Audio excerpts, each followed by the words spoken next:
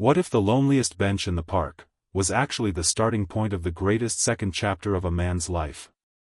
In a quiet suburban town in the American Midwest, under the shade of a 120-year-old oak tree, there is a weathered wooden bench that has seen more sunrises than most people ever will. Every single morning at exactly 8:03 a.m., a 78-year-old man named Thomas Hayes walks the half-mile from his small brick house to that bench. He moves slowly now. Knees that once carried him through rice paddies in 1968 don't bend the way they used to. He wears the same faded green army cap with the faded eagle patch, a worn flannel shirt, khaki pants, and scuffed brown boots. In his left hand he carries a small silver thermos of black coffee, no sugar, no cream, just the way he's taken it since basic training. Thomas is a single dad veteran. His wife, Margaret, passed from cancer 15 years ago. His only son, Michael, a Marine like his father, was killed in action in Afghanistan 8 years back. No grandchildren. No siblings still living. The house is paid off, the VA pension arrives on time, but the rooms echo with absence. Thomas comes to the park because it's the only place left where life still moves around him. He watches young families push strollers, kids chase frisbees, couples hold hands on morning walks. He doesn't speak to anyone. Most days, no one speaks to him.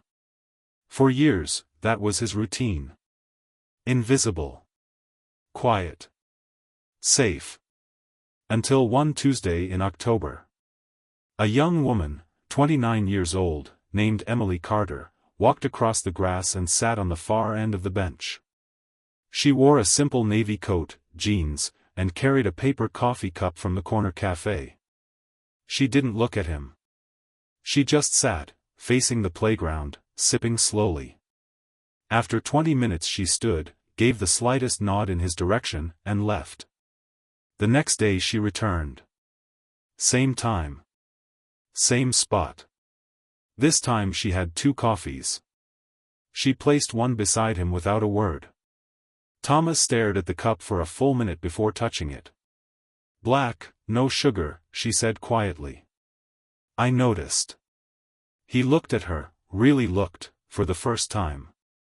Soft brown hair tied back, kind hazel eyes, a gentle face that carried both youth and quiet sorrow. "How'd you know?" he asked, voice rough from disuse. "I've been watching," she answered simply. "You deserve a hot cup on cold mornings, sir." He took the coffee. His hand shook just a little. That was the beginning. Emily came every day after that. At first, silence. Then small talk, the weather, the birds that nested in the oak, the way the leaves were turning early that year. She learned his name was Thomas. He learned hers was Emily. She was an elementary school teacher, 3rd grade. She loved history. She loved stories. One morning she brought a small tin of homemade oatmeal cookies. "My grandpa used to love these," she said, setting the tin between them. "I made them last night. Thought you might like one." Thomas took one. It tasted like home, something he hadn't felt in years. "Thank you, Emily," he said. It was the first time he'd used her name. She smiled, soft, genuine. "You're welcome, Mr. Tom." Weeks passed. The conversations grew longer. Thomas told her about Vietnam, not the battles at first, but the small things, the smell of rain on jungle leaves, the letters from Margaret he carried in his helmet, the way his son Michael used to salute him when he came home on leave. Emily listened like every word mattered. She never interrupted. She never pitted. She just listened. When he spoke of Michael's death, his voice broke. Emily reached over and placed her hand on his forearm, gentle, steady. Then she hugged him. Not a quick pat, but a real, warm embrace. Thomas froze for a second, then let himself lean in. He hadn't been hugged in years. From then on, the affection grew naturally. She started calling him Grandpa Tom. She kissed his cheek when she arrived and again when she left.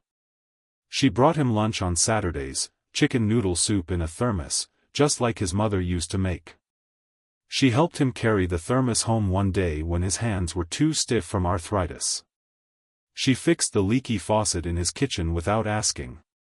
She sat with him on the porch swing in the evenings, wrapped in a blanket, talking until the stars came out. Thomas began to smile again. The house didn't feel so empty. He started shaving every day. He wore a cleaner shirt.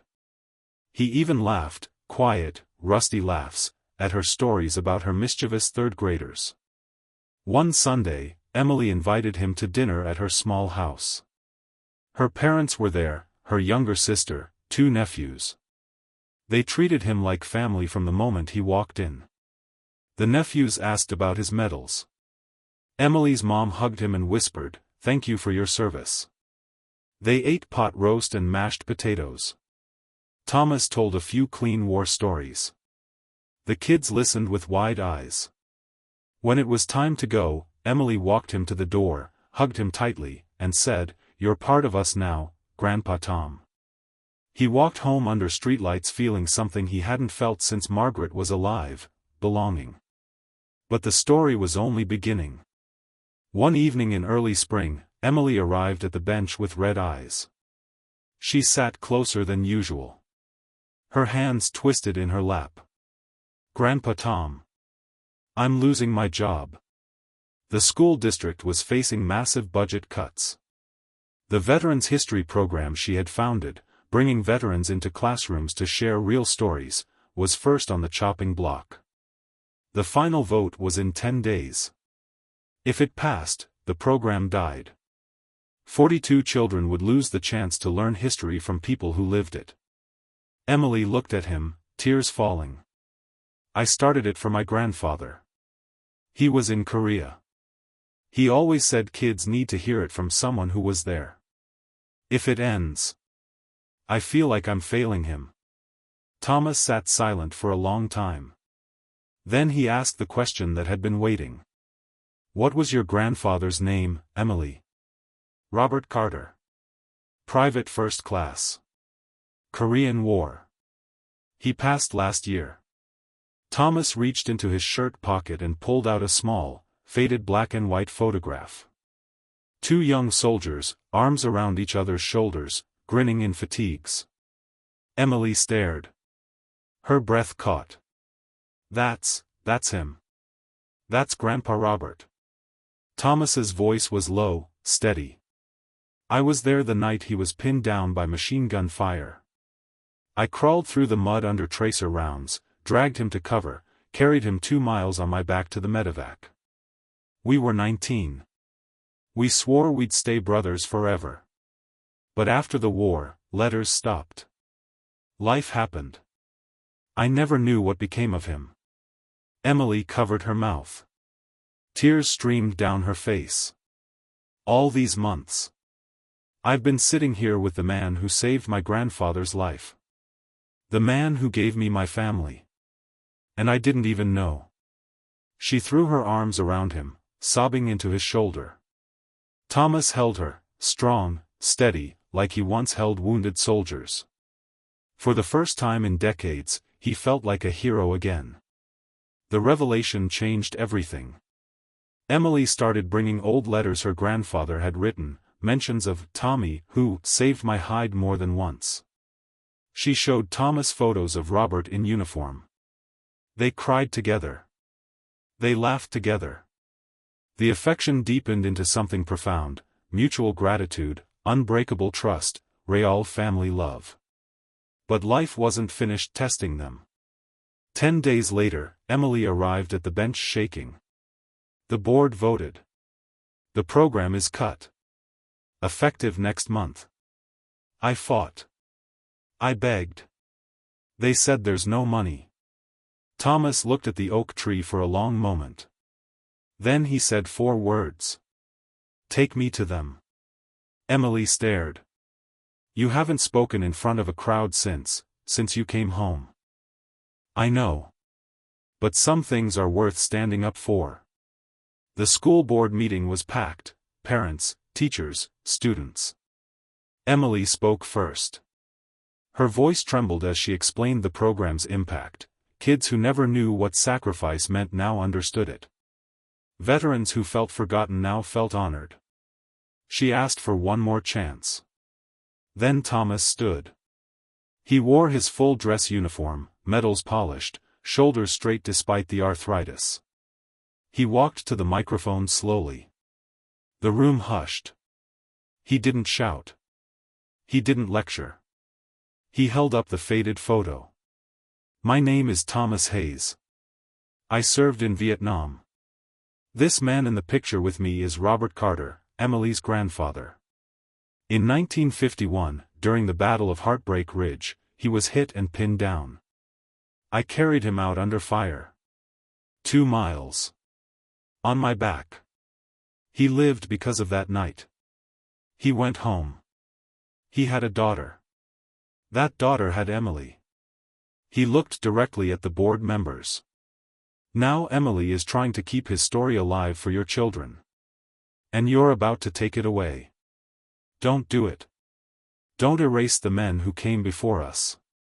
Give her the program back. Give those kids the truth. Silence. Then one board member started clapping. Then another. Then the whole room. The vote was reversed that night. The program was funded, not just for 1 year, but for 5. With a special endowment in Robert Carter's name. Emily rushed to Thomas outside the building. She hugged him so tightly he laughed, a real, deep laugh. You saved him once, and tonight you saved me. You saved his legacy. You're not just my hero, Grandpa Tom.